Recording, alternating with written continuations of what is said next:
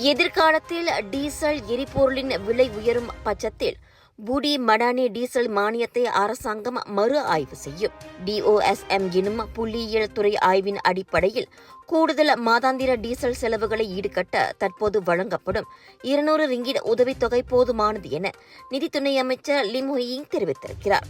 Diesel மானியத்தை அரசாங்கம் அவ்வப்போது மறு ஆய்வு செய்யும். அதே சமயம் தற்போது வழங்கப்படும் 200 ரிங்கிட் டீசல் மானியம் வாகன உரிமையாளர்கள், பொருளாதார மற்றும் தொழில்துறை வல்லுநர்கள் உட்பட பல்வேறு தரப்பினருடன் மேற்கொள்ளப்பட்ட ஆழமான ஆய்வு மற்றும் கலந்துரையாடல்கள் அடிப்படையில் நிர்ணயிக்கப்பட்டது. DOSM வெளியிட்ட 2022 குடும்ப வருமானம் மற்றும் செலவின ஆய்வு அறிக்கையின் தரவுகள் அடிப்படையில் தீபகற்ப மலேசியாவில் உள்ள 80 விழுக்காட்டு குடும்பங்களுக்கு கூடுதல் மாத செலவுகளை ஈடுகட்ட 200 ரிங்கிட் போதுமானது என மதிப்பிடப்பட்டுள்ளது குறிப்பிடத்தக்கது.